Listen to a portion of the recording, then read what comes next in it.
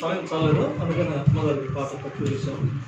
దయచేసి ఎవరైనా సాక్షి ఇప్పుడు ఎవరైనా ఉన్నారా? ప్రార్థన వస్తుంది కానీ ఇంకా దర్శనాలు కానీ ఇక మీ మధ్యలో దేవుని యొక్క సంచార కార్యకలాపాలు చెప్పదలసిన వాళ్ళు 1-2 మాటలలో అమ్మా రండి.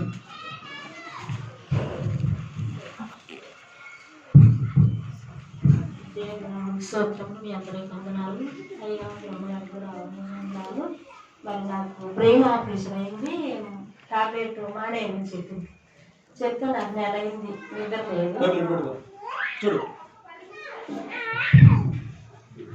లేదు. మరి నా తండ్రికే నేను మొదలు పెట్టుకుంటున్నా. మరి నా తండ్రి తర్వాత అయ్యగారు కూడా నా తండ్రి అని నేను గమనించుకొని అయ్యగారి చేత ప్రార్థన చేసుకొని మరి నాకు నిద్ర పడుతుంది. అందరికీ వందనాలు. అయ్యగారు అమ్మగారు కూడా మేము ఇక్కడ ఉండిపోయాం. అప్పటి నుంచి కూడా మా కోసం ప్రార్థన చేస్తుంది. మా అయ్యగారు కూడా ఈ అమ్మగారు అయ్యగారు అంటేనే కూడా ఆయనకి ఇష్టము. ఇక్కడికే ప్రార్థన చేయమంటాడు. మరి ఏదన్నా విషయాలంటే కూడా అన్నయ్య గారికి చెప్తుంటాడు. మరి నాకు ఆరోగ్యం అయితే నాకు నిద్ర లేక నేను ఎంతో అల్లాడదాన్ని. మరి ప్రభు చిత్తం వలన అయినా నేను ఎలాగంటే ఆయన ప్రార్థించుకుంటూనే ఉంది. ఎక్కడికి వెళ్తున్నా కూడా ఆయన నాకైతే బిడ్డలు లేరు, ఆయన ఎవరు చూసేవాళ్ళు లేరు, లేరు అని నేను ప్రార్థన చేసుకుంటాను. నాకు మరి ప్రతి సాయాలు కూడా నాకు అభివృద్ధి మరి నాకు చేసింది తండ్రి. నా జీవితంలో నాకు ఎన్నో మేలు చేసింది అమ్మ. మీ అందరికి వందనాలు. నా కోసం ప్రార్థన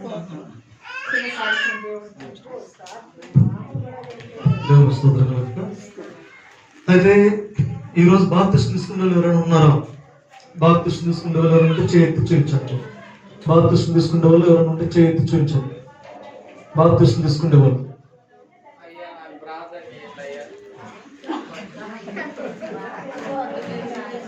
బాప్తిస్మం తీసుకునే వాళ్ళు ఎవరైనా ఉంటే చేయెత్తండి. ఎవరు లేదా?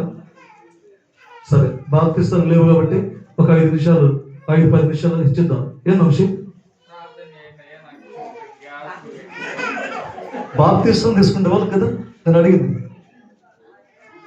అందరూ వంశీ కోసం ప్రార్థించండి. పరిశుద్ధుడా మీ కొందరు క్షమిస్తున్నాను. వంశీకి నేను గ్యాస్ ప్రాబ్లం వల్ల ఎంతో ఇబ్బంది పడుతున్నాను. ఆయనకి తండ్రి అరికాల నుంచి తలవర స్వస్థనివ్వండి. మరి తండ్రి జయమ్మ గారు చెప్పినటువంటి ఆ యొక్క కుటుంబం తండ్రి ఆ చిన్న బిడ్డను మీరు దర్శనం చూపించారు తండ్రి. అయ్యా ఆ కుటుంబానికి ఓదార్పు తెచ్చింది. ఒక స్త్రీ ఘోరంగా ఏడుస్తున్న విషయంలో ఆ కుటుంబం గాయపడింది. ఆ కుటుంబానికి ఓదార్పు తెచ్చండి. ఇంకా తండ్రి సాక్షి చెప్పిన నాగమణి గారు చెప్పలేకపోయినటువంటి ఇంకా నీ బిడ్డలు ఎందరో ఆవేశంతో ఆవేదనతో ప్రార్థన చేస్తున్న వాళ్ళు, అయ్యా అనేక అవసరతలతో కలిగి ఉన్నవారు అందరూ కూడా మీరు కనికరించాలనుకుంటున్న యేసుక్రీస్తు నామములో ప్రార్థిస్తున్నాను తండ్రి. ఆమేన్, ఆమేన్. దేవుడు నా మధ్య సంచారం చేస్తున్నాడు అంటే అయ్యగారు చెప్పినట్టుగా. ఎందుకంటే నేను బాయిలో పడిన దేవుడు నన్ను మరి ఆయన కృప చేత రక్షించుకున్నాడు. ఎందుకంటే నేను పోయినసారి పడ్డాను. చాలా రోజులైంది. అంటే నేను ఆడుకోవటానికి మా తాతయ్య ఇంటికి వెళ్ళాను. అయితే అక్కడ అవి తప్పించుకున్నారు వాళ్ళు, అవి తవ్వించుకున్నారు. అది కాకుండా ఇక నేను రేక్ మీద కాలు పెట్టేసరికి ఆమె దాంట్లో పడిపోయినా. ఇంకా నాకు బావిలో పడ్డట్టే. ఇక నాకు బావి ఇంకా ఇదిలో పడ్డాను. ఇంకా వాల్ పైపు ఇరిగిపోయింది. ఇంకా ఓ నా వాల్ పైపు పోయిందో అని ఏడుపు, ఆ వాల్ పైపు పోయిందో అని ఏడుపు. ఇంకా నేను భయపడుతున్నా కొట్టిద్దేమో అని. ఇంకా మా అమ్మ వాళ్ళ అక్క కొడుకు అరిసిండు, మీరు అవిధంగా పడితే చూసుకోక్కర్లేదా అని.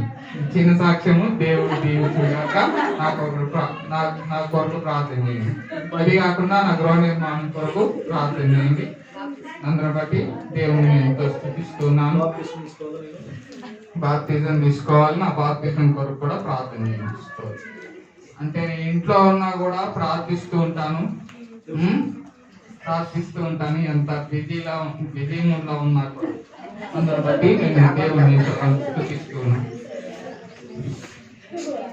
అయ్యగారు వాక్యం చెప్పాలంటే ఆయనకు భ్రమ ఉంది, కానీ ఆయన భ్రమను తీసేయడానికి ఈరోజు వేరే పాస్టర్ గారు వచ్చారు కదా, ఆ మూలన వారికి సమయం ఎట్లా బాధ్యతలు లేవు కాబట్టి క్షమించండి. ఎస్లీ ఏమైనా చిన్నగా తాగుకుంటున్నారు వరుసగా.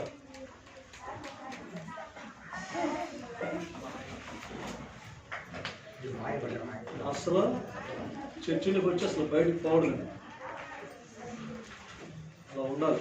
చర్చికి వచ్చామంటే అన్ని 3 గంటల సేపు ప్రభు దగ్గర కూర్చోవాలని సంకల్పంతో రావాలి.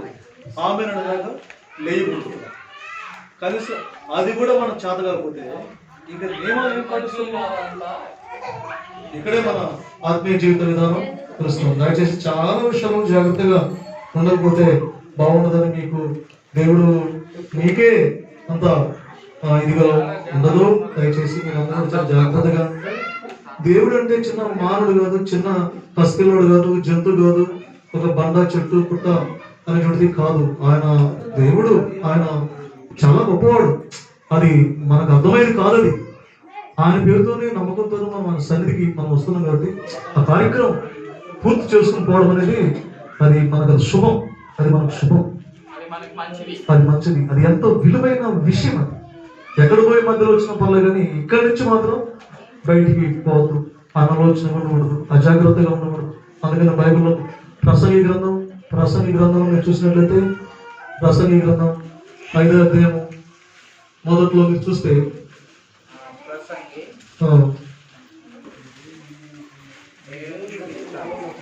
నీవు దేవుని మందిరమునకు పోవునప్పుడు నీ ప్రవర్తన జాగ్రత్తగా చూచుకొను. చూడండి, మీరు దేవుని మందిరానికి పోయినప్పుడు మీ ప్రవర్తన జాగ్రత్తగా చూచుకోండి. చాలా జాగ్రత్తగా మనం ఉండవలసిన పరిస్థితి. అందుకనే రామాయణాన్ని మనం అప్పుడప్పుడు ఇబ్బంది పెడుతుంటాడు. క్షమించండి. అయితే కట్టే కొట్టే తెచ్చే అన్నట్టుగా 3 ముక్కల్లో చాలా రెఫరెన్స్ ఉన్నాయి. అయినా కూడా మీరు చదివే వాళ్ళు ఎంత స్పీడ్గా ఉంటే అంత స్పీడ్గా పోయిన వారం సబ్జెక్టు అది అలానే ఆగిపోయింది. మరి ప్రభు ఈ విషయాన్ని మీకు గుర్తిమన్నాడు. మరి అనుకున్న టైం మనం వెళ్దాం. సరే, లేదా ఆరాధిస్తూ వెళ్ళిపోదాం. ఓపిక లేనట్టు అనిపిస్తుంది నాకు చూస్తుంటే. నాకే పరీక్ష పెట్టాడు అతను. నాకేంది సాయంత్రం దాకా చెప్పాలని నా మీద వదిలేస్తాడు. దయచేసి ఎబ్రీ పత్రిక 7:4, ఆదికాండం 4:4, ఎబ్రీ 11:4, మార్కు 14:34 తల ఒక వాక్యం తీసుకొని అందించండి. మొట్టమొదటిగా ఎబ్రీ 7:4. ఇక్కడ చూస్తే దేవునికి ఇష్టమైనవి, దేవుడు నచ్చేవి చదవండి. ఎబ్రీ 7:4. ఇతడు ఎంత ఘనుడో చూడుడి, మూల పురుషుడైన అబ్రహాం అతనికి ఏమండి కొల్లగొన్న శ్రేష్టమైన వస్తువులలో 10వ వంతు ఇచ్చును. ఆదికాండం 4:4. ఈ అబ్రహాము, ఆదికాండం 4:4, అబ్రహాము శ్రేష్టమైనటువంటి పదార్థాలను దేవునికి ఇచ్చాడు.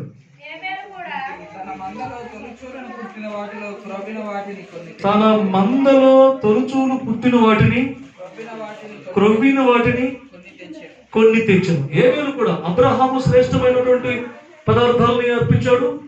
ఏబేలు కూడా తొలుచూలు వాటిని, క్రొవ్విన వాటిని, మరి మంచి వాటిని దేవునికి అర్పించాడు. ఎబ్రీ 11:4, మార్కు 14:34, ఎబ్రీ 11:4. చూడండి, ఇక్కడ దేవునికి ఇచ్చే విషయంలో శ్రేష్టమైనవి, క్రొవ్వినవి, మంచివి, విశ్వాసమును బట్టి ఏబేలు కయ్యూను కంటే శ్రేష్టమైన బలి దేవునికి అర్పించును. 14:34 మార్కు. ఏబేలు కయ్యూను కంటే శ్రేష్టమైన బలిని దేవునికి అర్పించాడు. అందుకని ఏబేలు, మరి ఈ రోజు కూడా ఏబేలు గురించి మనం మంచిగా చెప్తుంటాం. కయ్యూను దేశదిమ్మరై వెళ్ళాడు. కయ్యూను ఇచ్చిన అర్పణలు ఏంటంటే గుడ్డివి, కుంటివి, మోగవి, చెవిటివి, జబ్బును పడ్డవి, మరి వెనక పుట్టినవి, నీరసంగా ఉన్న వాటిని, బలహీనమైనట్టుగా పదార్థాలు, జంతువుల్ని, వీటిని దేవునికి కయ్యూను అర్పించాడు. కానీ ఏబేలైతే తొలుచూలు పుట్టినటువంటి జీవిని, శ్రేష్టమైనటువంటి జీవిని, మరి మంచివి, విలువైనవి దేవునికి ఇచ్చే విషయంలో అంతగా మంచివి మొదటివి దేవునికి ఆయన శ్రేష్టమైన భాగాలు అర్పణలు అర్పించారు. ఆ మూలన మరి ఏబేలు రక్తం అంట దేవునికి మొరపెట్టిందంట. ఈ రోజు కూడా ప్రపంచం మానవ మనుగడ ఏబేలుని కొనియాడుతూనే ఉంది. ఎందుకంటే ఆయన చేసిన మంచి పనులు, ఆయన అర్పించిన శ్రేష్టమైన అర్పణలు దేవుడు అంగీకరించాడు. కాబట్టి ఇక్కడ మీరు చూస్తే మార్కు 14:34, 14:8-9 మీరు చూడవలసిందిగా 3:4 మార్కు 14:3-4. ఆయన బెతనియలో కుష్ఠరోగి ఇంట సీమోని ఇంట భోజనమును కూర్చుండగా ఒక స్త్రీ మిక్కిలి విలువగల జటామాంసము అత్తర బుట్టిని తీసుకుని వచ్చి పగలగొట్టి కోసి కొట్టి తిట్టి ఏమి కొంచెం దారుణంగా రాని మాటని. అయితే కొందరు కోపపడి ఇంకోసారి చదవండి దాన్ని, అదే వాక్యాన్ని. ఒక స్త్రీ మిక్కిలి విలువగల అచ్చ జటామాంస అత్తరబుడ్డి తీసుకుని వచ్చి ఆ అత్తరబుడ్డిని పగలగొట్టి ఆ అత్తరు ఆయన తల మీద పోసెను. అయితే కొందరు కోపపడి ఈ అత్తరు ఇలాగ నష్టపరచునేలా ఈ అత్తరు 300 దేనారములకు కంటే ఎక్కువ వెల కమ్మి బీదలకి ఇవ్వచ్చునని చెప్పాను. ఆమెను గురించి సనుగుకొనిది. అందుకు యేసు ఇట్లనెను, ఈమె జోలికి పోకుడి, ఈమెను ఎందుకు తొందర పెట్టుచున్నారు? ఈమె నా ఎడల మంచి కార్యము. ఏబేలు ఏం చేశాడు? శ్రేష్టమని చేశాడు. అబ్రహాం ఏం చేశాడు? శ్రేష్టమని చేశాడు. ఇదిగో ఈ స్త్రీ కూడా యేసు ఎడల దేవుని ఎడల మంచి కార్యము చేసింది. అయితే ఈ మంచి పని చేసినందుకు కొంతమంది బాధపడుతున్నారు, అక్కడ సనుకుంటున్నారు, కోపడుతున్నారు. అంటే వాళ్ళు చేయరు, చేసే వాళ్ళని చేయరు. ఎందుకు అంత చందారు? ఎందుకు రోజు గుడికి, ఎందుకు రోజు ప్రార్థనలు, పొద్దుగూకులు ప్రార్థనలు, ఎప్పుడు ఉపవాస ప్రార్థన, ఏం ఆరాధనలు, ఏం వాక్యాలు, ఏం పాటలు, ఎప్పుడు దేవుడు దేవుడు దేవుడు దేవుడు, ఇదేనా, ఇంకేం లేదా? ఎప్పుడు దేవుడికి ఇవ్వాలి ఇవ్వాలి ఇవ్వాలి, ఎప్పుడు చూసిన గుడి గుడి, ఎప్పుడు చూసిన ఇంట్లో ఎప్పుడు ప్రార్థనలు, శుద్ధి ప్రార్థనలు, ఎప్పుడు వచ్చిన ఇంట్లో యేసుక్రీస్తు పాటలు. ఒక్కొక్క సహోదరికి ఒక సహోదరుడు నిత్యము దేవునితో గడుపుతున్నటువంటి విధానాన్ని చూసి కొంతమంది సనుకుంటారు. మంచిగా జీవిస్తున్నా సనుకుంటారు, అబ్బో దేవుళ్ళు దిగిపోయారే, ఎంతకాలం అయితే చూద్దాం అని సనుకుంటారు అనమాట. ఏమైనా దేవుడి సేవ చేసుకో, పని చేసుకొని బతకొచ్చు కదా, ఊరుగా ఇళ్ళబడి తిరిగి ప్రార్థన చేసుకోకపోతే అని కొంతమంది ఉంటారు. కాళ్ళు చేతిలో ఉన్నాయి కదా, ఏదో బతకొచ్చు కదా, ఎందుకు ఇతరుల పైన ఆధారపడతారు, ఎందుకు ఇతరుల పైన మీరు ఇలా అలా ఉంటారు అని మనసులో సనుకుంటారు అన్నమాట. సనుకుంటూ ఉంటారు. కొందరు సనుకుంటూ ఉంటున్నారు. కానీ వీళ్ళైతే దేవునికి మంచి కార్యము, మంచి పని చేస్తున్నారు. అందరూ ప్రజల సేవ చేయడానికి ఇష్టపడుతుంటారు, కానీ కొందరు దేవుడి సేవ చేయడానికి ఇష్టపడుతుంటారు. ఇది అంతా కూడా దేవుడే కొన్ని పనులకి కొన్ని ఏర్పాటు చేసుకుని ఆయన నియమించుకుని ఉన్నాడని మాట మనం ఆలోచిస్తే మంచిదని నేను భావిస్తున్నాను. కాబట్టి కొందరు సనుకుంటున్నారు, ఏమో మంచి పని చేసింది యేసుక్రీస్తు ఎడల, మంచి పని చేసిన మంచి పనిని గుర్తించి వారు నొచ్చుకొని వారు చేయలేకపోతున్నారు, చేసిన వాళ్ళ గురించి తట్టుకోలేకపోతున్నారు. అలాంటి ఒక విభిన్నత మనస్తత్వం మనలో ఉన్నట్లయితే అది నువ్వు తీసుకున్న బాప్తిసానికి అంత విలువనివ్వదు, నువ్వు తీసుకున్నటువంటి ఆరాధనకు అంత విలువనివ్వదు. నువ్వు వచ్చి ఆరాధిస్తున్నవే, ప్రార్థిస్తున్నవే, ప్రభువును అడుగుతున్నవే, యేసు పేరు చెప్పడానికి అర్హత లేదు నీకు.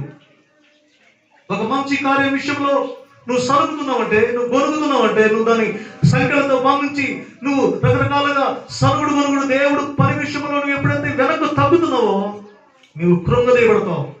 నీ శరీరం బిగుసుకుపోద్ది. నీ శరీరం ఏమైందని బిగుసుకుపోద్ది, నరాలు బిగుసుకుపోతాయి, చర్మము వాడిపోద్ది, ఆలోచనలు వాడిపోతాయి. ఏ ఆలోచన చేసినా అది సఫలీకృతం కాదు. నీ పని అంతా నష్టమైపోతుంది అన్నమాట. బైబిల్లో ఒక వ్యక్తిని, భాగ్యవంతుడైన ఒక వ్యక్తిని నేను మీకు చెప్తాను, మీరు చదవడం టైం లేదు. అతని పేరు నాబాలు అనే వ్యక్తి బైబిల్లో ఉన్నాడు. అయితే దావీదు మహారాజు గారు ఒక మేత పొలాన్ని అడిగాడు. ఆ దావీదెవడు, వీళ్ళెవరు, వాళ్ళెవరు అని చెప్పేసి నాబాలు పలికాడు. ఆ మాటకి వాళ్ళు ఇవ్వనందువలన దావీదు రాజుగారు కోప్పడి 400 మంది ప్రజలని నాబాలు మీదకి చంపడానికి వచ్చాడు. ఆ పొలంలో పొలిమేర దగ్గర ఉన్నప్పుడు ఆ వార్త నాబాలుకు విని, రాజుగారు తను చంపడానికి వస్తున్నాడన్న వార్త నాబాలు అనే వ్యక్తి విని జ్వరం వచ్చి 3 రోజులంతా ఆయనకి శరీరం బిగుసుకుపోయిందంట. 3 రోజులు శరీరం ఆయనకి. ఎవరైనా చెప్తారా వాక్యం? ఎక్కడ ఉంటే చెప్తారా? మీకు ఐడియా ఉందా వాక్యం? సమయలు గ్రంథం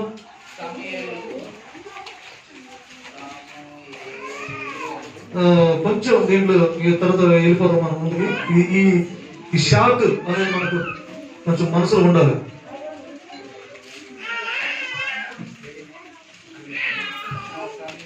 ఈ నామాలు మన మనసులో ఉండాలి. ఉండకపోతే మనము కొంత అమాయకత్వం పాటిస్తే దానివల్ల మనకే ప్రమాదం ఉంటుందన్న ఉద్దేశంతో ఈ నాబాలు మనకు తెలిస్తే మంచిదని దేవుడు భావిస్తున్నాడు. ఇప్పుడు వర్గాల్లో కూడా చదువుకున్న వాళ్ళు మీరు చాలా మంది ఉన్నారు. కనీసం రెఫరెన్స్ అని రాసుకొని, ఆ పేరు ఏం రాసుకొని, ఇంతకుముందు విన్నాం కదా, సాగరదాం చేద్దాం, ఏసీగా వాళ్ళు పక్కన పడాడు. ఎందుకు వీళ్ళకి సేవ చేయడం అని కూడా అనిపిస్తూ ఉంది.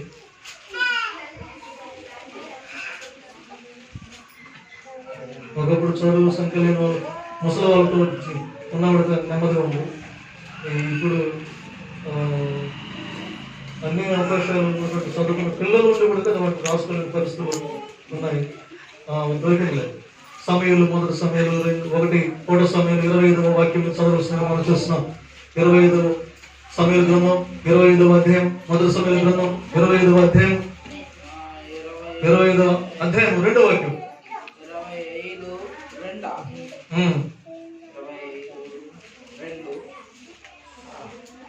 కర్మేలులోని మయోనునందు ఆస్తి గలవాడు ఒకడు కాపురముండెను. ముందు చదువుతుండు మనం చదువుతుండు అబ్బాయి బాబు బైబిల్ పెట్టుకొని నా వాయిస్ రాని ఎక్కడ కాలం అర్థం కలగ. ఎక్కడ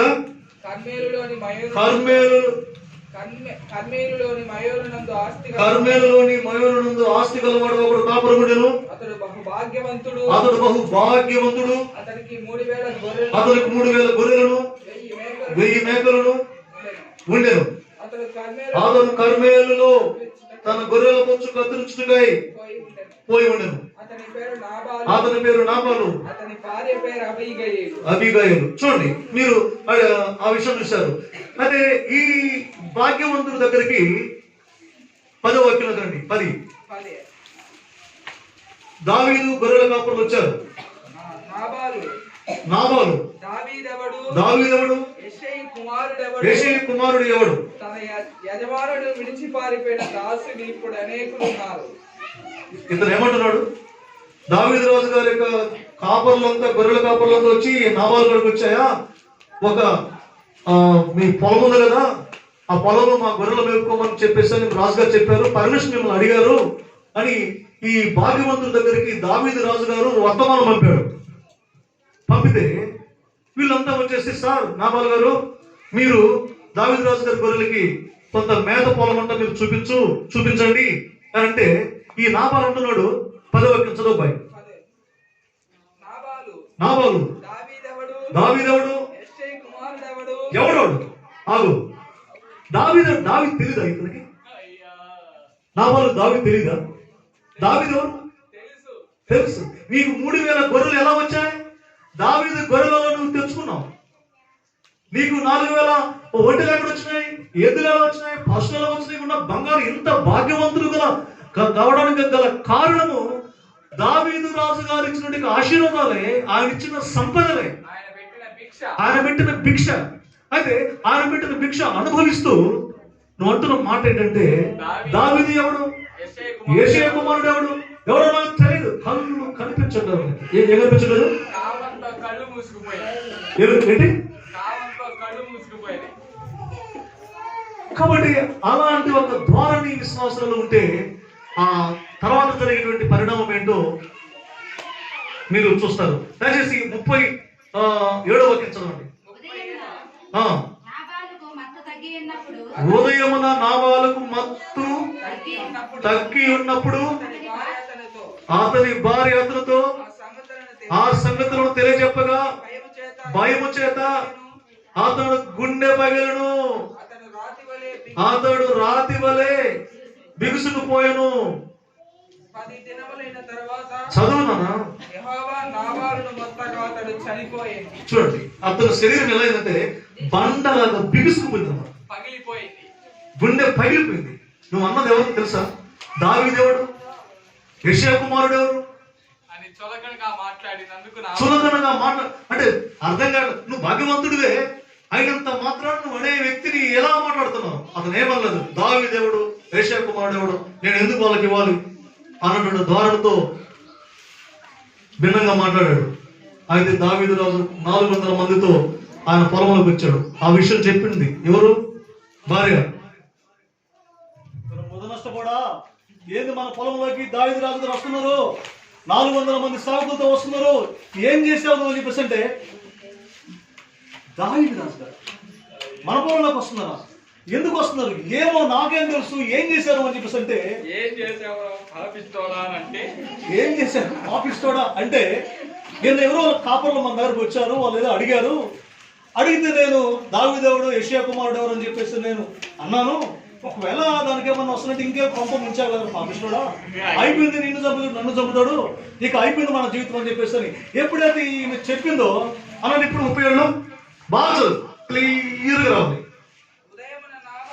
ఉదయమున నాబాలు ఏం తగినప్పుడు ఏం మీకు అర్థం కదా ఏమండి? ఉదయమున నాబాలుకు మత్తు తగ్గింది. ఈ మత్తులో ఉన్నంతసేపు ఈడెవడు వాడెవడు గుడేంటి పాటైంది ప్రార్థన ఏంటి వాక్యం ఏంటి అదేంటి ఇదేంటి అని చెప్పి రకరకాలుగా నువ్వు చిందులేస్తూ సురపరలాడుతుండొచ్చు.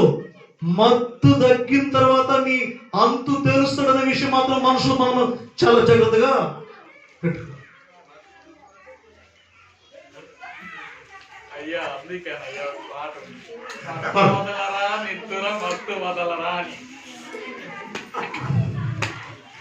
మత్తు వదలరా నిద్దురు మత్తు వదలరా, రాగముడు రాదు సరిగా. కాబట్టి ఈ మత్తులో, యవనపు మత్తులో, ధన మత్తులో, లోక మత్తులో, అధికార వ్యామోహ మత్తులో, ఈ లోకంలో ఉండే సకల సంపదల వనరులు నీకు ఉన్నందువలన నీవు మత్తిల్లి ఉన్నావు. ఆ మూలాన నీకు మంచేదో చెడేదో చిన్నేదో పెద్దేదో ఎదురు నిలబడింది ఎవరో, ఎవరితో మాట్లాడుతున్నావో, ఎందుకు మాట్లాడుతున్నావో, ఏ ఉద్దేశపూర్వకంగా మాట్లాడుతున్నావో, ఏ ఉద్దేశపూర్వకంగా ఆలోచిస్తున్నావో, నీ హావభావాలు రాగద్వేషాలు, నీ అంతరంగంలో గూడు కట్టుకునే రహస్య జీవిత బ్రతుకు ప్రభు చూస్తున్నాడు.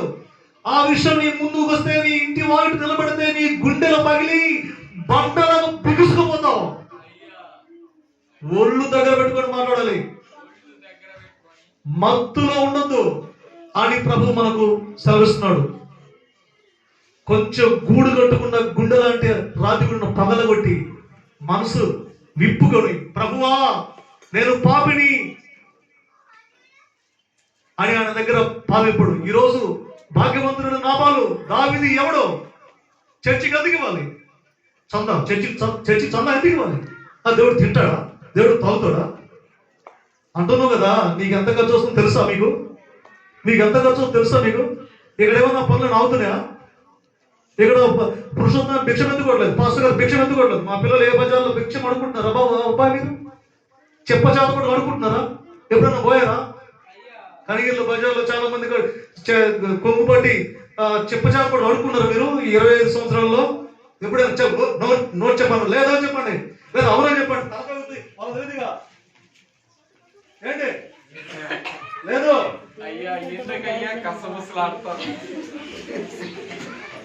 కసుముసలాడు కదా. ఇక్కడ ఏదో పాస్లో తింటున్నాడు, ఏం తినేది ఏమిచ్చావు? నువ్వు ఇచ్చింది నువ్వు తినలేండి. పాస్టర్లు భిక్షగాలు కాదు, పాస్టర్లు మామూలు మనుషులు కాదు. నువ్వు అనుకున్నట్టు కాదది. అది నీకు చాలా ప్రమాదం. త్వరలోనే ఆ మూల్యం చెల్లించుకోవాల్సిన పరిస్థితులు మనకు వస్తాయి.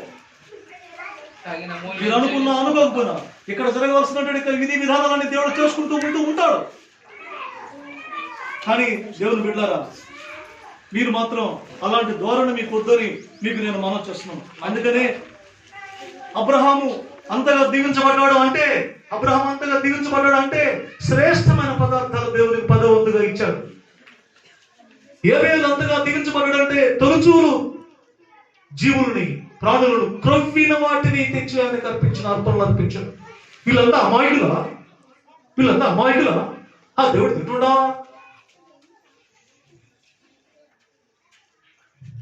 మరి మీ ఇంటి ముందు చెట్టు వేసుకొని కొట్టుకాడు కూడా పోకుండా ఇంటి ముందు జామ చెట్టు, ఇంటి ముందు పూల చెట్టు వేసుకొని కొంతమంది ఏం చేస్తారంటే, అవి కూడా ఎందుకు కొనాలి మనము? దేవుడికి ఇచ్చేది అంటే ఎందుకు దేవుడికి ఇచ్చేది పూలు పనులు కదా. దేవుడికి ఇచ్చేది ఏమండి? నువ్వు ఎప్పుడైనా ఇచ్చావా? దేవుడికి ఇచ్చేది మంచి పూలు. సిద్ధయ్య గారు పాడుతుంది కదా, పోయి వచ్చిన దేవదారికి పూలు తెచ్చిదా అని పాడతాడు బ్రహ్మగారి నాటకంలో. అంటే గురువు గారికి మంచి పూలు పండ్లు ఇష్టం. అందుకని కొనడం ఎందుకు? మన ఇంట్లోనే ఒక పూల చెట్టు, ఒక జామ పండు చెట్టు వేస్తే అవి కాలు వేస్తాయి. అవి వేసిపోయి రోజు అక్కడ నైవేద్యం వేస్తే చెల్లిపోద్ది. ఆయన ఏమన్నా తింటుండా? మరి టెంకాయ కూడా పెట్టొచ్చుగా, మరి కాలు కొట్టేది ఎందుకు? తింటుండా? దేవుడు తినడానికి టెంకాయ ఎందుకు పాల్పట్టాలి? దేవుడు తింటుండా అంటే తినడానికి టెంకాయ అలానే వదిలేయచ్చు కదా. అసలు వలడం దానికి సామాన్యాన్ని దేవుడు తీసుకుంటున్నా, మరి ఎలిగిస్తున్నది దానికి ఇంకా పూలు తింటున్నా, మరి ఆడ పెట్టడం ఎందుకు? ఇంకా ఎవడు పెట్టుకోవాలి పూలు? అమ్మగారు చెరగడ్డ ఎందుకు? పట్టు చీర పెట్టడం ఎందుకు? ఆ అక్కమ్మ గారికి, ఎమ్మమ్మ గారికి అక్కడ పట్టు వస్త్రాలు దుర్గమ్మ గారికి పెట్టడం ఎందుకు? ఆమె కట్టుకుంటుందా? మీకు కట్టడం ఎందుకు? ఆమె అడిగిందా? విగ్రహాలవి మన బాధ్యతలేంతో చేయడమే మన పని అంతే. ఇంకంతకు మించి వేరే అతి ఆలోచనలు నా బాలులాగా చేస్తే ఏమైంది? చెప్పమా నష్టపోతుంది. చెప్పాను ఇప్పుడు పిల్లలు చదువుకోవాలి.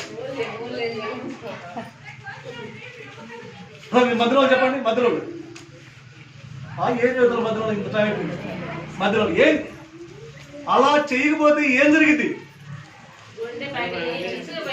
ఆ ముక్క చెప్పాలి. గుండె పగిలి శరీరం బండలాగా బిగుసుకుపోయి గట్టిగా రావాలంట. అక్కడ రాశారు ఇలా అయిపోయారు, ముడలిసిపోయి ఉంటాయినంట, బండ అయిపోయిందంట. అంతలా ఎత్తు మనిషి, 7 అడుగుల ఎత్తు మనిషి, ఇంతలా బలాఢ్యుడు నాబాలు, భాగ్యవంతుడు దేశంలో.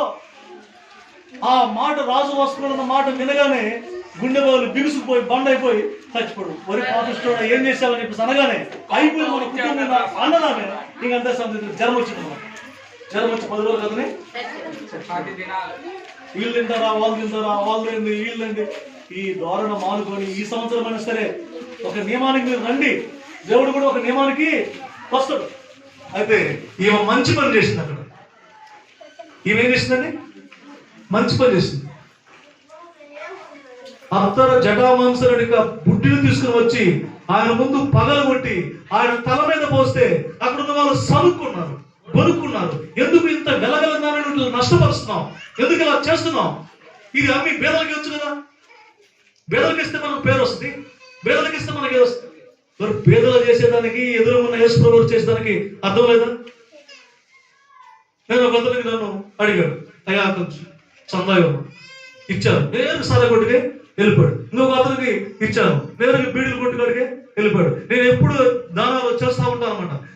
నన్ను ఒక అతనే అన్నాడు, బాబు నువ్వు ఇస్తా ఉంటావు, వాడే సారా కొట్టుకాడు పోతాడు, నువ్వు ఇస్తావు ఫుల్గా తాగి అక్కడ దొల్లాడుతూ ఉంటాడు. నువ్వు చేసే పేదల వాళ్ళు ఎటువంటి వారు, ఏంటి పరిస్థితి ఏంటి, ఎలా యోచన లేకుండా పూలు ఇస్తే, పనులు ఇస్తే, పేదలకు ఇస్తే, అర్ధరహితంగా చేస్తే నీకు ఆశీర్వాదాలు ఎలా వస్తాయి? లేక దేవుడు ఎలా మెచ్చుకుంటూ నిన్ను, ఎలా దేవుడు నిన్ను ఆలోచిస్తాడు, ఎలా దేవుడు నిన్ను గమనిస్తాడు, ఎలా దేవుడు నిన్ను ఉపద్రవాలను నిన్ను తప్పిస్తాడు. ఇది బయట సోదరులకు తెలియదు. యేసుక్రీస్తు ప్రభువు నమ్ముకున్న బిడ్డలకే ఈ పాఠాలు చెప్తున్న వారు, ఈ బోధలు చెప్తూ వింటూ ఇది చదువుకున్న వాళ్ళకే ఇలాంటి వ్యక్తులకి ఒక అవగాహన ఉంటుంది తప్ప వేరే వాళ్ళకి ఉండదు. మరి మనం వస్తున్నాం, మనం వింటున్నాం, మనం ఇలాంటి ఒక మంచి ఆలోచన గుణంతో మనం ముందుకు సాగినట్లయితే మరి మనం బిగుసుకుపోము, మనకు జ్వరం తగలదు, మనము నాబాలులాగా మనం చనిపోయే రోజు చనిపోతాం. కాలానికంటే ముందు కాదు. నిన్న చనిపోయిన వ్యక్తి అంటే 49 సంవత్సరాలు 59 సంవత్సరాలు చిన్నబాబు పెళ్లి కావాలి. నేనుంటాను నువ్వు ఉంటాను కాదు. దేవుడు ఒక కాలాన్ని ఇచ్చాడు. నువ్వెందుకు బుద్ధిహీన పనులు చేసి కాలానికంటే ముందు చస్తావు? అలా వద్దు. జాగ్రత్తగా ఉండండి, జాగ్రత్తగా జీవించండి. నాకు ఇచ్చే విలువ నాకు ఇవ్వండి, మీకు ఇచ్చే విలువ మీరు తీసుకోండి. మీరు ఎలా ఉండాలో అలా ఉండండి, మీరు మనుషులుగానే ఉండండి. అది నేను కోరుకుంటున్నాను. నన్ను దేవుడిగా చూడండి, మీరు మనుషులుగా ఉండండి. ప్రభువు చెప్తున్నాడు, నన్ను దేవుడిగా గౌరవించండి, నాకు ఇవ్వాల్సిన గౌరవాన్ని నాకు ఇవ్వండి. మీరు మనుషులుగా ఇవ్వాల్సిన ధర్మాలు మీరు ఇచ్చుకోండి. నేను మీకు ఏం చేయాలో అది మీకు నేను చేస్తాను. మీరు మనుషుల వల్లే కాకుండా మీరు ఇంకొక రకంగా మీరు జీవన విధానాన్ని సాగిస్తే దానికి సంబంధించింది రెడ్డి గారు చెప్పారు, మూల్యం చెల్లించుకోక తప్పదు. అయితే అక్కడ మీరు చూశారు, ఆ జటామాంసను పగలగొట్టి అత్తరపుడిని పగలగొట్టి ఆయన పైన పోస్తే ఆయన చెప్పాడు, ఈమె మంచి పని చేసింది. ఒక నువ్వు చేసే మంచి పని ప్రజలకు నచ్చకపోవచ్చు, కానీ నిన్ను దేవుడు మెచ్చుకుంటాడు. తల వాసిపోతుంది నీకు. ఏందిరా బాబు ఇట్లా చెప్తున్నాడు? సరే, నీకు తల వాసిపోతే శ్రేష్టమని అర్పించారు. అయితే ఎందుకు అర్పించమంటున్నాడు అంటే రోమీయుల రాసిన పత్రిక 8:32, రోమీయులు 8:32. నేను ముగింపులో వచ్చాను. రోమీయులు 8:32, రోమీ 8 తన సొంత కుమారుని అనుగ్రహించుటకు వెలుగు తీయక ఏమండి మనందరి వరకు ఆయన అప్పగించిన వాడు, అలానే మనకు అవసరమైనగా ఆయన మనకు ఎందుకు అనుగ్రహించడు? చూడండి, మన అపరాధంలో ఉన్నప్పుడు, మన దోషంలో ఉన్నప్పుడు, మనకు ఎవరు దిక్కు లేనప్పుడు, మనకు ధర లేనప్పుడు, ఏ దిక్కు దిశ లేని స్థితిలో మనం ఎప్పుడో చావాల్సినటువంటి మన జీవితాన్ని ఆయన చూసి ప్రేమించి మనకేదో రెండో కుమారుడినో మూడో కుమారుడినో కూలిపునియో లేకపోతే ఎవరినో ఏషియానో ఇర్మియానో మరి ఏవియల్నో అబ్రహామునో ఎవరినో మన కోసం బలి అర్పించలేదు. ఆయన ఒక వ్యక్తిని చనిపోమని చెప్పలేదు. తన ప్రియ కుమారుణ్ణి, తన సొంత కుమారుణ్ణి ఆయనే మానవ రీతిగా ఈ లోకానికి వచ్చి తన రక్తాన్ని దారిపోశాడు, తన ప్రాణాన్ని దారిపోశాడు. ఆయన మనకిచ్చే విషయంలో గుడ్డివాణ్ణి మూగవాణ్ణి చెవిటివాణ్ణి తాస్కరంగా పనిచేయలేదు. 33.5 సంవత్సరం అంటే ఎలా ఉంటుంది చెప్పండి? నాగార్జున మీకు ఎన్ని సంవత్సరాలు? ఏంటా కోర్స్ ఇట్లా అంటే వేసుకుని ఎలా ఉంటాడో మీకు చదువు వయసు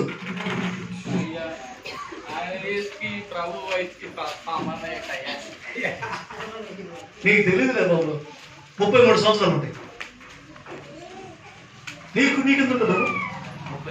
30 నీకు 32. సరే, ఈ పక్కన ఏమన్నా డ్రైవర్ తొందర ఏమన్నా నువ్వు రాయ మీద్దరు పాస్టర్ రండి. మీరు చూడాలి, చిత్రం చూస్తే ఏమన్నా పాస్టర్ గారు ఎక్కడ పోను ఇప్పుడు దాకా మీరు మనం చూపించి నేను ముగిస్తాను. ఎవరు నిద్రపోయే వాళ్ళు ఉన్నారా? వెనక ముసలు ఎవరున్నారు?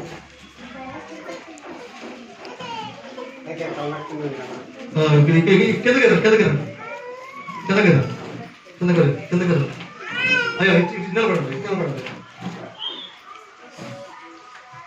వాళ్ళు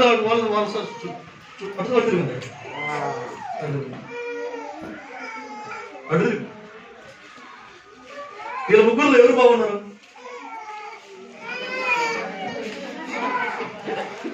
మీకు నచ్చిన వాళ్ళు ఎవరు చెప్పండి. మీకు ఈ ముగ్గురులో ఎవరు కావాలి?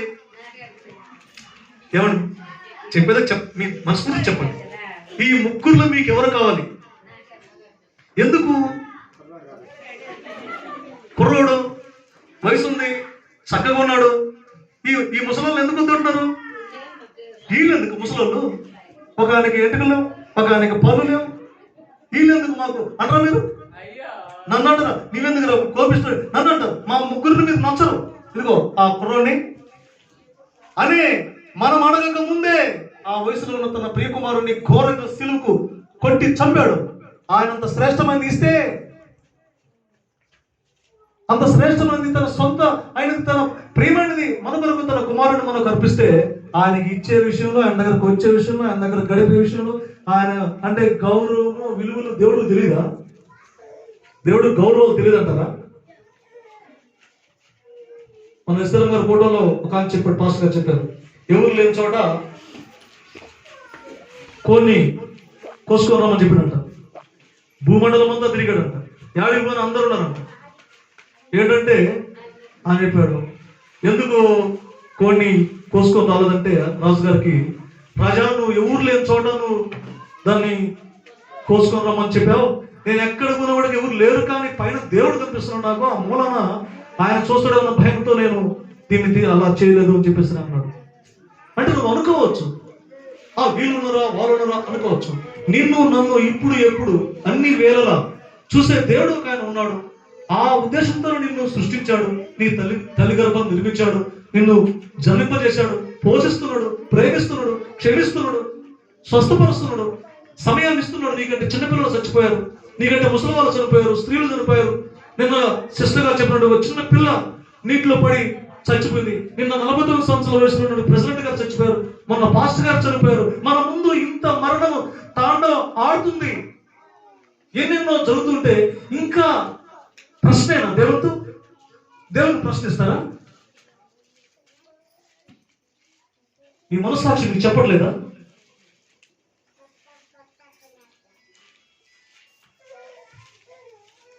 ఇచ్చు విషయమే కాదు, జీవించు విషయంలో కూడా చాలా జాగ్రత్తగా ఉండాలి. నువ్వు నేను ఇచ్చు విషయమే కాదు చెప్పేది, శ్రేష్టమైన దేవుని శ్రేష్టంగా పాడండి, శ్రేష్టంగా ప్రార్థించండి, శ్రేష్టంగా జీవించండి, శ్రేష్టంగా ప్రభు దగ్గర రండి, శ్రేష్టంగా విలువనివ్వండి. ఆయన అమాయకుడు కాదు, ఆయన బొమ్మ కాదు, ఇంకొకటి ఏ కాదైనా ఆయన దహించు అగ్ని కాల్ చేస్తా.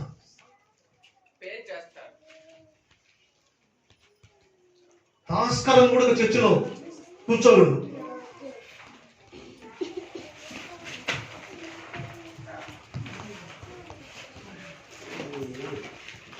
ఎందుకు అంటే ఎబ్రి 10:34, ఎబ్రి 11:35,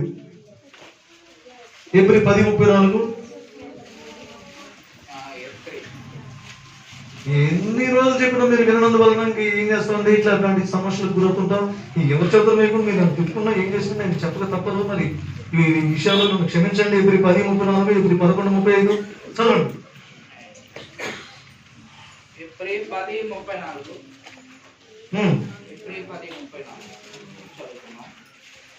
ఎలాగనగా మీరు ఖైదులో ఉన్న వారిని కరుణించి, మీరు మరి శ్రేష్టమైనది స్థిరమైనది వాస్తవమున్నది ఎరిగి మీ ఆస్తి కోల్పోవడం సంతోషముగా ఒప్పుకుంటుంది. అంటే శ్రేష్టమైన వాటిని ఇవ్వడానికి మీరు ఒప్పుకున్నారు. మీరు దేవుడికి ఇచ్చింది శ్రేష్టమైన మీ హృదయాన్ని, మీ ప్రాణాన్ని, మీ మనసును, మీ ఆలోచన, మీ ఉద్దేశాలు, మీ హావభావాలు, రాగద్వేషాలు, ఏదైతే నీ హృదయ నిధిలో ఉత్పత్తి అవుతుందో అది ప్రభువుకు మీరు ఇచ్చారు. అది ఇవ్వనంత సేపు నీవు గంటకి నీ హృదయంలో ప్రశ్న లేదు. ఆ ప్రశ్నార్థకమైన జీవితానికి ఏదో రోజు పురుస్తా పెడతాడు. జాగ్రత్తగా మీరు ఆలోచించవలసిందిగా మీకు మనం చేస్తున్నాం. ఇంకా 11:35, ఎబ్రి 11:35, స్త్రీలు తమ మృతులైన తమ వారిని పునరుద్ధానం వలన మరలా పొందిరి. కొందరైతే మరి శ్రేష్టమైన పునరుద్ధానమును పొందగోరి మృతి పొందినంతగా యాతన పెట్టబడింది. అంటే శ్రేష్టమైన పునరుద్ధానం కోసం, శ్రేష్టమైన పునరుద్ధానం కోసం శ్రేష్టమైనటువంటి వస్తువులను ఇవ్వాలి, శ్రేష్టమైన పదార్థములను ఇవ్వాలి, శ్రేష్టమైన సమయాన్ని ఇవ్వాలి. నేను కొన్ని రాష్ట్రాలకి వెళ్ళొచ్చు కదండి. ఉదయాన్నే 6 గంటలకి ప్రార్థన స్టార్ట్ అయ్యి 10ంటికి ఆమె కొందరు వెళ్ళిపోతున్నారు. కన్యాకుమారిలో నేను వెళ్ళినప్పుడు అక్కడ ఏం చేశారంటే, పాస్టర్ గారు రేపు మీరు చర్చిలో వాక్యం చెప్పాలని చెప్పేసి అన్నారు. నేను సిద్ధపడి మేము వెళ్ళాం. వెళ్తే ఇక్కడ మనం 10ంటికి స్టార్ట్ అయ్యి 12 గంటలకు ముగిస్తాం కదా. మేము 10ంటికి ప్రారంభంలో మనం ఉండాలి చర్చలో చెప్పేసి మేము 10ంటికి చర్చలోకి వెళ్ళిపోయాం. అందరూ మాకు ఎదురవుతున్నారు. ఏంటి పరిస్థితి అంటే మేము 6 గంటలకి ప్రారంభించి 10 గంటలకు ముగిస్తాము. మొదట క్షణాలు, మొదటి దినం, మొదటి సమయంలో ప్రారంభపు క్షణాలలోనే మేము ఆరాధిస్తాం ప్రభుని. మా ఊర్లో 10 గంటలకు, 11 గంటలకు, 1 గంటలకు, 2 గంటలకు, రాత్రి అర్ధరాత్రి కాదు. మా ఊర్లో మొట్టమొదటి సమయాన్ని ఉదయాన్నే ప్రభుని ఆరాధిస్తాం మేము అని చెప్పారు. అయితే లేదా నాకు ప్రసంగం కాదు, నువ్వు ఇంటికి వెళ్ళిపోని చెప్పేసి అన్నారు. అటుంటది. కానీ సమయ సందర్భాలు కూడా పాటించలేని స్థితి. ఎన్ని సందర్భాలలో మిమ్మల్ని హెచ్చరించి ఉంటాడో దేవుడు, కానీ మీరు వాటిని ఆలోచించాలని మీకు మనం చేస్తున్నాను. అయితే ఇలా ఎప్పుడైతే నేను దేవునికి మంచి విలువలను, శ్రేష్టమైన స్థితిని మనం అర్పిస్తామో, మనం శ్రేష్టమైన పునరుద్ధారాన్ని మనము రేపు చనిపోయిన తర్వాత పరలోకానికి లేస్తాం. లేకపోతే సాతాను శక్తులు వచ్చి, దురాత్మ శక్తులు వచ్చి, దయ్యాలు వచ్చి నేను నేరుగా నరకంలోకి, పాతాళంలోకి తీసుకుని వెళ్ళి బాగా గుచ్చుగుచ్చు బెల్లం గుచ్చుగుచ్చుగా నిన్ను నలగొడు. మా చచ్చిపోయిన వాళ్ళని మా నాన్న కాల్చేవాడు. మా ఊర్లో చచ్చిపోతే ఆ చచ్చిపోయిన శవాలని మా నాన్న కాల్చేవాడు. సగం మండిన తర్వాత శవాలు పైకి అట్టడు లేస్తాయంట. లేస్తే మా దగ్గర పెద్ద కర్ర ఉంటుందంట. ఆ కర్రతో లేచిన శవాన్ని బ్యాగ్ కొడితే మళ్ళా పడిపోతుందంట, మళ్ళా పైకి లేస్తాంట, మళ్ళా కొట్టుతుందంట, మళ్ళా లేస్తాంట. అప్పుడు మా ఊర్లో ఉన్న వాళ్ళంతా భయపడి వెళుతూ ఉంటే ఆయన ఆ రోజు వచ్చే కూలి కోసం శవము కాలేకుండా పైకి చక్కగా లేస్తా ఉంటే, కొడతా ఉంటే బూడిద కాల్చి నీళ్లు చల్లి పో అని అక్కడ పెట్టిన వస్తువులు మా నాయన తెచ్చుకునేవాడు. ఆ శవాన్ని కాలుస్తే అక్కడ పెట్టిన వస్త్రాలు, అక్కడ పెట్టిన పండ్లు, పొలాలు, అక్కడ పెట్టిన కూడు అవన్నీ దొరుకుతాయి. ఈ శవాన్ని కాలుస్తే ఆ కూటి కోసం, ఆ వస్త్రం కోసం, ఆ పండ్లు పొలాల కోసం మా నాయన ఎన్నిసార్లు లేచిన ఆ శవాన్ని బూడిద చేసి నీళ్లు చల్లి వస్తాడు. మా ఊళ్ళంతా భయపడి పరిగెత్తారు. వాగం పెట్టింది.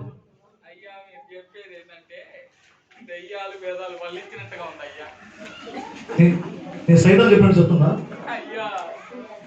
భూమి మీద జరుగుతున్నాయి. రేపు నరకానికి వెళ్తే కూడా అదే పరిస్థితి. అగ్ని ఆరదు, పురుగు చావదు. ఆ యొక్క స్థితిలో నుంచి మనం బయటపడటకు, శ్రేష్టమైన పునరుద్ధానం పొందుటకు, శ్రేష్టమైన రాజ్యాన్ని చేరుకోవడానికి, శ్రేష్టమైన దేవుని పొందుకోవడానికి శ్రేష్టమని ఆయనకు అర్పించండి. శ్రేష్టమైన పునరుద్ధానాన్ని పొందండి. ఎందుకంటే దీంట్లో ఒకే ఒక విషయం చెప్పి నేను వస్తాను. ఫిలిప్పీ 4:18 చివరి వాక్యం, ఆఖరి వాక్యం. ఫిలిప్పీ 4:18. ఎందుకు ఇదంతా చేయాలి అంటే ఆయన చెప్పిన వాక్యాన్ని బట్టే మనం ఈ మాటలు వినాలని మనం అనుకుంటున్నాం. అంతే. 4:18. నాకు సమస్తమును సమృద్ధిగా కలిగి ఉన్నది, మీరు పంపిన వస్తువులు ఎపాఫ్రోదితు వలన పుచ్చుకొని ఏమీ తక్కువ లేక ఉన్నాను. అంటే మీరు ఇచ్చారు, మీరు ఎన్నో చేశారు, ఎన్నో ఇచ్చారు, అవన్నీ నేను కలిగి ఉన్నాను, నేను సమృద్ధిగా ఉన్నాను, నాకు ఏదో తక్కువ అవుతుందని తక్కువ నేను చెప్పట్లేదు. కానీ మీరు చేసినవన్నీ మంచిది, ఇంకా చేయబోయేది కూడా మంచిది. మరి ఎందుకు అంటే ఇది ఎంతో శ్రేష్టకరమైనదని ప్రభుకి పౌలు గారు చెప్తున్నారు. అనండి అవి మనోహరమైన సువాసనయు దేవునికి ప్రీతికరమును ఇష్టమైన యాగమునై ఉన్నవి. ఈ శ్రేష్టమని మీరు చేస్తే దేవునికి ప్రీతికరమైనది, ఇష్టకరమైనది, దేవునికి ఇష్టమైన కనీసం నీ హృదయాన్ని ఇవ్వలేకపోతున్నాం, ఈ శ్రేష్టమైన వస్తువులను ఇవ్వలేకపోతున్నాం. అదేంటంటే ఒక గంగరేవు చెట్టేసి, ఒక చెట్టు వేసి, ఆ పూలు తెచ్చి, ఆ పటం మొగనేసి, ఆ టెంకాయ తెచ్చి, ఆ బండకేసి కొట్టారు. అవి ఒకటి పూజారి ఒకటి సంచులు పెట్టుకుని పోయి ఎంతకాలం ఇది? ఇదేనా దేవుడికి చెవులు? దేవుడు బంగారాన్ని తింటాడా అని అంటారు కొంతమంది. మరి అదంతా బంగారం వస్త్రాన్ని పెడుతున్నారు, అక్కడ బంగారం ఎత్తుకొని పోతున్నారు. కానీ దేవుని బిడ్డలారా, దేవుడని మీరు నమ్మినట్లయితే దేవుని దేవునిగా చూడండి, దేవుని దేవునిగా గమనించండి, దేవుని దేవునిగా ఘనపరచండి, మహిపరచండి. నన్ను గణపరచు వారిని నేను గణపరుస్తాను. నన్ను దేవుడిగా మీరు చూస్తే నిన్ను మనిషిగానే నేను చూస్తాను. నన్ను నువ్వు దేవుడిగా చూడకపోతే నేను నిన్ను జంతువుగానే చూస్తాను. అసలు ఎవరో నాకు తెలియదు అంటాడు దేవుడు. కాబట్టి దేవుని నువ్వు అనుమానిస్తే దేవుని నీవు అవమానించినట్టే. మీరు దేవుణ్ణి అనుమానిస్తే దేవుణ్ణి మీరు అవమానించినట్టే. దేవునికి మీరు దేవుడిని గౌరవిస్తే దండలేస్తారు, దేవుడిని గౌరవించకపోతే ఆయన మెల్లో చెప్పులేస్తారు.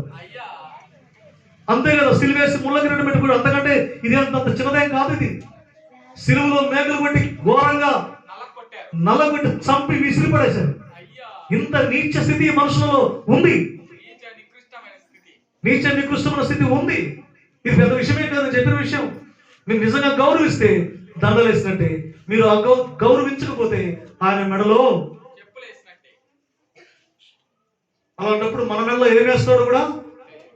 ఇదంతా ఎందుకు అని చెప్పి నేను ఒక్కటే తీర్మానం చేశాను, ప్రభా సచ్చినా బ్రతికినా నేను నీకోసం. మరి నీ భార్య సంగతి, నా భార్య కూడా నీకే. మరి నీ పిల్లల సంగతి, నా పిల్లలు కూడా నీకే. మరి రెండోవాడు సంగతి అదేది ప్రభావం. నువ్వు ఏం చెప్తే ఇంకా అదే మొత్తం వచ్చి నీ మందిరంలో ఎక్కడ నాకు ఒక స్థలమే, అక్కడ గుడి కడతాం, అక్కడ ప్రార్థన చేసుకుంటూ ఎవరు ఇచ్చినా, నువ్వు నాకు బిడ్డలు ఇచ్చినా, నాకు ఏది ఇచ్చినా అది నేను నీ ప్రజలు మేమందరం అనుభవిస్తూ ఉంటాం. ఇదే పరలోకంగా భావిస్తాను. నాకు అవకాశం ఇవ్వు, నన్ను నా ఊర్లో ఉంచొద్దు, నీ కోసం బ్రతుకుతానని చెప్పి ఆ రోజు బైబిల్ చదవబడుకుని నా భార్య తీసుకుని వచ్చేసాను ఇక్కడికి. ఇక నీకు నాకు మధ్యలో పంచాయతీ ఇంకా ఎవరికి? దేవుడికి నాకు, నీకు నాకు మధ్యలో పంచాయతీ వద్దు. నేను సచ్చిపోతా నీకు అడిగి వచ్చేసి నీకోసం బ్రతికిపోతా. అంటే నీలా మేము కావాలని రాదు అవనే అనట్లేదు.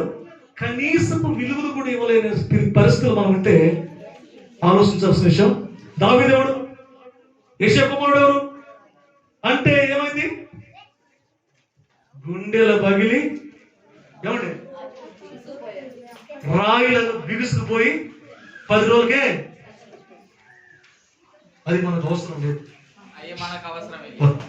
సరే ప్రభువా, నువ్వు దేవుడివే, తండ్రి మమ్మల్ని క్షమించు, నీ దారిలోకే మేము వస్తామని మనం కానీ చిన్న ప్రార్థన చేస్తే ఓకే. అట్లా మీ గుండెల పగలు, మీకు ఆటడక్కులు రావు, మీ యాక్సిడెంట్లు కావు, మీకు తెగులు రావు, మీకు శోధనలు రావు, నీకేం కాదు. నేను నిన్ను పోషిస్తా, నిన్ను క్షమిస్తా, నిన్ను ప్రేమిస్తా, నిన్ను ఆదరించి నిన్ను బ్రతికిస్తా అని ఆయన అంటాడు. నువ్వు క్షమించమని అడిగితే ఆయన నేను ఓకే నేను క్షమిస్తాను అంటాడు. మోకరించండి, ప్రార్థన చేస్తున్నాం. చిన్న మాట మీరు ప్రభుత్వం చెప్పండి. అలాగైతే ప్రభా మరి నువ్వు చెప్పినట్టుగా వింటానయ్యా తండ్రి, నీవు కోరినట్టుగా నేను బ్రతుకుతానయ్యా. నా పాపముల కొరకు, నా అపరాధముల కొరకు నీ సొంత కుమారుని ఇవ్వడానికి ఎరుగు తీయకుండా నా కొరకు నీ కుమారుని చంపుకున్నాను. కానీ నీ కొరకు నేను ఏమి చేశానో నాకే తెలియదు. కానీ ఇప్పటి నుండి ప్రభువా మీరు నాకు అలాంటి మనసునివ్వండి, అలాంటి హృదయాన్ని ఇవ్వండి, అలాంటి జీవితాన్ని ఇవ్వండి, అలాంటి జీవన శైలి ఇవ్వండి. ఈ మిగిలిన ప్రతి క్షణం, ఈ శేష జీవితం తండ్రి మీతో గడుపుకోవడానికి నేను ఇష్టపడుతున్నానని కానీ మీరు తీర్మానం చేసినట్లయితే ఆయన అంటాడు, ఇప్పుడే అంటాడు, ఓ కృష్ణుడు వచ్చి నీకు ఇష్టమైతే నన్ను స్వస్థపరచమని చెప్పినప్పుడు నాకు ఇష్టమే, నువ్వు బాగుపడు. మనం బాగుపడాలని దేవుడు కోరుకుంటాడు. అనేప్పుడు కూడా మనం బాగుండాలని. అందుకే తన కుమారుని సిలువలో చంపుకున్నాడు. అనేప్పుడు కూడా నీ కీడు చేయడు, అనేప్పుడు కూడా నీకు అన్యాయం చేయడు, అనేప్పుడు నిన్ను అవమానపరచడు. ఒకవేళ జరిగితే అది సైతాన్ని కూడా జరగవచ్చు. కానీ నువ్వు ప్రార్థిస్తే ఆ బంధకాల నుంచి, బాధ నుంచి విడిపించి శాంతి సమాధానం గుండా, నెమ్మది గుండా, సంతోషం గుండా, స్వస్థత గుండా, ఆశీర్వాదాలు గుండా జీవ మార్గము నీవు నడుస్తావు. ఈ మంచి అవకాశాన్ని ఉదయకాల సమయంలో ప్రభు అడుగుతున్నాడు. చెప్పు, నన్ను దేవుడిగా చూడు, నిన్ను ఉన్నతమైన వ్యక్తిని నేను చూస్తాను.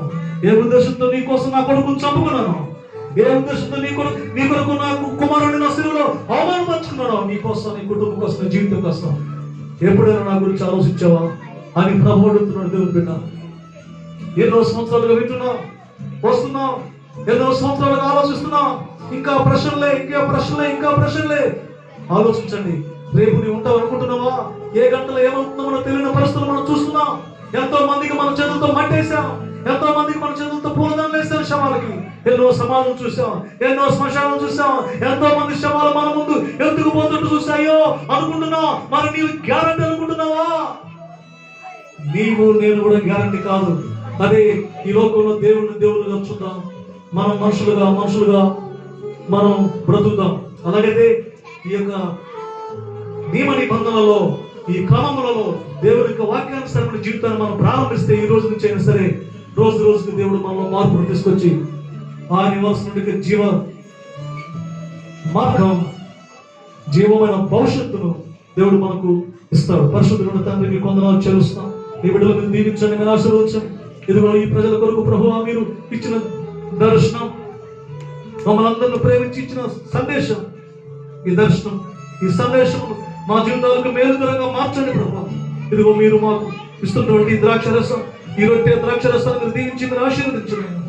బాప్తిస్మం మేమందరం అయ్యా ఈ రొట్టె ద్రాక్షరసం తీసుకుని మీ శిలువ మరణ పునరుద్ధానంలో మేము పాలిభాగస్తులమై ఈ లోకంలో బ్రతికినంత కాలం మీరు చేసిన శిలువ త్యాగాలు మరొక, మీ ప్రేమను మరొక తండ్రి మేము కొనియాడుచు మిగిలిన కాస్త ఒక క్షణమైన సరే అది మీకోసం ఉన్నట్లు మీరు మాకు సహాయం చేయాలని మీ ఎదుట మేము చేసిన తీర్మానాలు, మీ ఎదుట మేము చేసిన ఆలోచనలు, హావభావాలు, ఆలోచనలు, రాగద్వేషాలు, ఎక్కడ ఊహాలు తండ్రి, ఎక్కడ వ్యూహాలు, ఎన్ని విధాలుగా నీ మనసును బాధ వచ్చి గుచ్చి మిమ్మల్ని దుఃఖింపజేశామో ఆ విషయాలు మమ్మల్ని మనస్ఫూర్తిగా క్షమించి ఇప్పుడే ఇక్కడ మమ్మల్ని మన్నించి మీ బంగారు జీవగల హస్తాలతో మమ్మల్ని ఆశీర్వదించి ప్రభువా మీ నామానికి మహిమ తెచ్చుకుందరని క్షమించుదురని యేసుక్రీస్తు ప్రభువారి నామమున ప్రార్థించి బ్రతిమాలుకొనుచున్నాడు తండ్రి. ఆమేన్, ఆమేన్. మీరందరూ అలానే ప్రార్థనలో ఉండండి. మీ అందరూ రొట్టె ద్రాక్షరసం వస్తుంది. మీరు దయచేసి మీరు మా గురించి ప్రార్థనలో ఏకీపించండి. మీ దగ్గర రొట్టె ద్రాక్షరసం వస్తుంది. మీరు ప్రార్థనలో అడుగుతుండండి. చిన్న సమయం దయచేసి మీరందరూ కూడా ఓపికతో ఒక్క 5 నిమిషాల్లోనే ఈ కార్యక్రమాల ముందుకు వెళ్దాం. బాప్తిస్మ వాళ్ళందరికీ ఈ రొట్టె ద్రాక్షరసం అంటే యేసుక్రీస్తు ప్రభువారు శిలువలో మన కొరకు కాచిన రక్తం, శిలువలో మన కొరకు నలగొట్టబడిన శరీరమును ఇంత ప్రేమ త్యాగం చేసిన దేవునికి మనం స్తుతులు చెల్లిస్తూ జ్ఞాపకం చేసుకుంటూ ఉండటానికి ఈ రొట్టె ద్రాక్షరసాన్ని ప్రభు మన ముందు ఉంచున్నాడు. ఈ లోకంలో ఎవరైనా నమ్మినట్లయితే, ఎవరైనా విశ్వసించినట్లయితే ఇదిగో ఈ రొట్టె ద్రాక్షరసం తీసుకోండి, బాప్తిసం తీసుకోండి, ఇదిగో ఇలా వరకు జీవించండి అని చెప్పి ఏదో విధి విధానాలు బైబిల్ గ్రంథంలో మనకు ఉంచారు. అయితే ఆ నియమ నిబంధనలు మనం పాటిస్తున్నాం, మంచిది. దేవుడు మిమ్మల్ని దీవించడం కాక పిల్లరా, దేవుడు ఆ విధంగా మిమ్మల్ని మీ కుటుంబాలను దేవుడు దీవించాలని. కానీ బంగారు పాత్రలు మీ ఇంటి వాటి దగ్గర ఉన్నాయి. ఈ రోజే ప్రార్థన చేయండి, ఆ గంపలో వేయండి, ఆ గంపలో మీ ప్రార్థనలు వేయండి, మీ యొక్క అవసరతలు వేయండి. క్రీస్తు యేసు మహిమేశ్వర్యంలో మీ ప్రతి అవసరం దేవుడు తీరుస్తాడని చెప్పి పౌలు గారు ఫిలిప్పీ 4:19 అంటాడు. కాబట్టి మీ ప్రతి అవసరత తెలుసు, మీ ప్రతి ఆవేదన తెలుసు, ప్రతి ఆక్రందన తెలుసు, మీ దిగులు, బాధ, భయం, భీతి తెలుసు. ఆయన చూస్తూనే ఉన్నాడు. నువ్వు దారిలోకి రా, నువ్వు మార్గంలోకి రా, మార్గంలో నిలుచుండి చూడుడి. మేలు కలుగు మార్గం ఏదో మీరు ఆలోచించండి, నెమ్మది కలుగు మార్గం ఏదో మీరు ఆలోచించండి. ఆ మార్గం కూడా నీకు జీవిత విధానాన్ని ఆ దిశగా నడిపిస్తున్నట్లయితే నువ్వు అనుకున్న గమ్యాన్ని చేరుకుంటావు, అనుకున్నట్టు ఆరోగ్యం కుదుటపడుతుంది, అనుకున్నట్టుగా నీ యొక్క ఆర్థిక వనరులు కుదుటపడతాయి. నెమ్మది లేని స్థితి, అసమాధాన స్థితి, ఎక్కడ నేను ఇబ్బంది పడుతున్న స్థితిగతులు ఉన్నాయో అవన్నీ నువ్వు చేరుకుంటావు.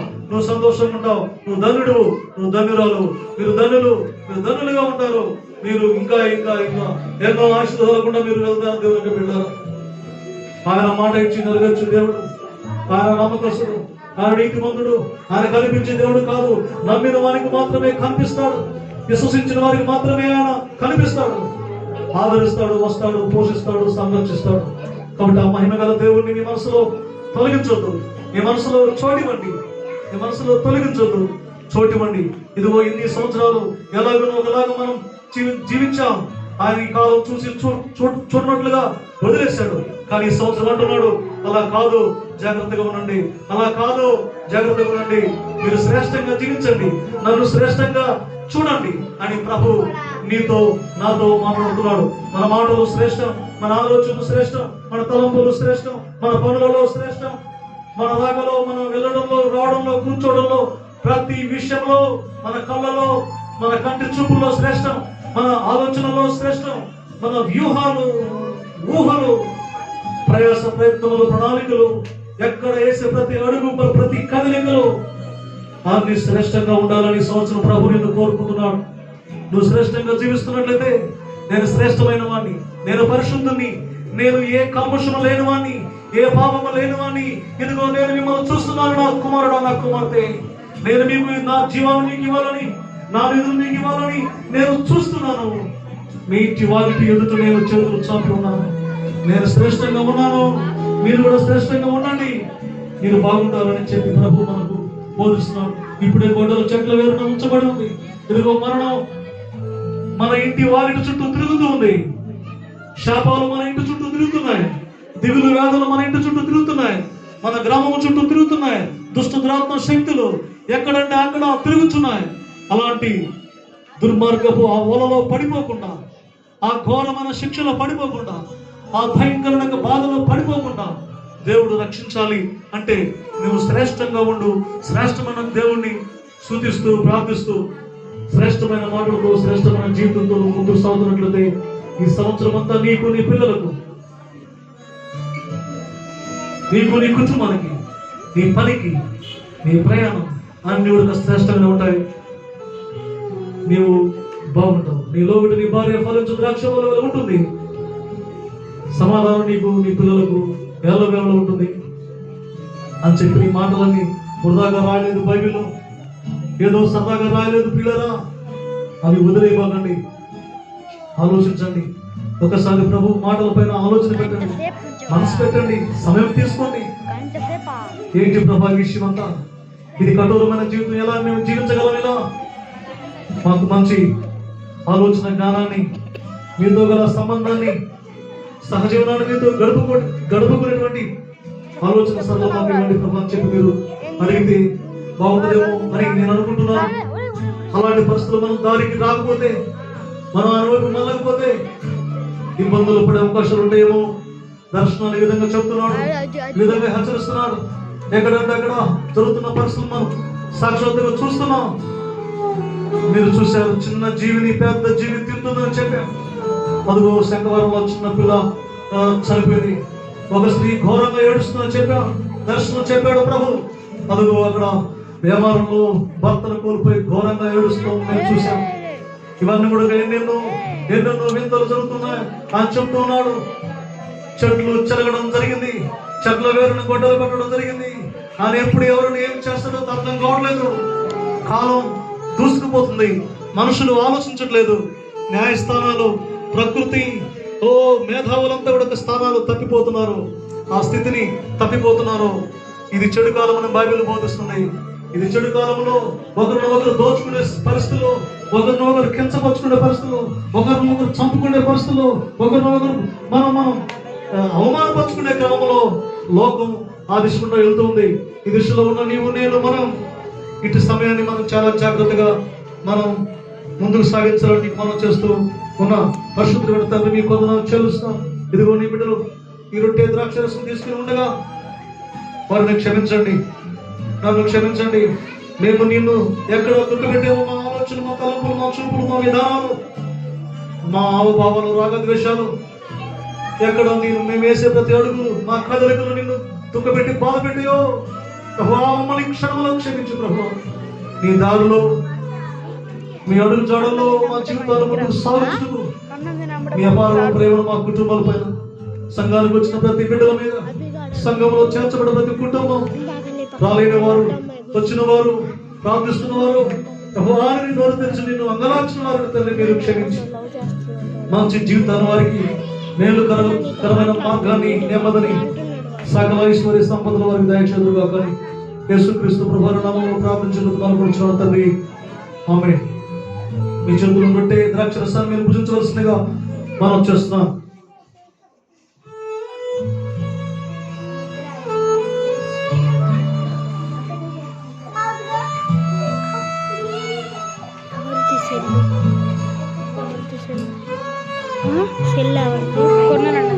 ఈ సంవత్సరంలో మనం ఆరాధన తీసుకోలేదు, ఈ నూతన సంవత్సరం ప్రారంభం ఆరాధన తీసుకోలేదు. అయినా 3 సార్లు బాప్తిస్తాలు జరిగాయి. అమ్మా, ఈ సంవత్సరం వెళ్ళక ముందే ఆఖరి ఆదివారంలో అయినా ప్రభుత్వం మైపరచాలని ఉద్దేశంతో 3 దినాల ఉపవాస ప్రార్థన ఏర్పాటు చేసుకున్నాం. మరి మీకు ప్రకటన చేయలేకపోయాం, అయినా కొందరు పాల్గొన్నారు. ఈ ఆరాధనలో కూడా మీరు వచ్చింది మంచిది. దేవుడు మిమ్మల్ని దీవించును గాక. ఈ నూతన సంవత్సర ఆశీర్వాదములు, ఆయన శ్రేష్టమైన ఆలోచనలు, ఆయన విధి సంకల్పాలని మీకు, మీ కుటుంబాలకు, మనందరికీ తోడే ఉండను గాక. ఆమేన్. అందరు లేచి నిలబడండి. కానుకలు మనం సమర్పించుకుందాం. అందరు లేచి నిలబడండి. అందరు లేచి నిలబడండి. నీ ధనము నీ ఘనం ప్రభు యేసుదే, నీ దశమా భాగము వెనుతీతువా వెనుతీతువా. ధరలోన కరుణించి కాపాడి రక్షించగా, ధరలోని ధనధాన్యములనీయగా, కరుణించి కాపాడి రక్షింపగా, పరలోకనాదుండు నీకీయగా, మరి యేసు కొరకీయ వెనుతీతువా. పరలోకనాదుండు నీకీయగా, మరి యేసు కొరకీయ వెనుతీతువా. నీ ఘనము ప్రభు యేసుదే, నీ దశమా భాగముని వెనుతీతువా వెనుతీతువా.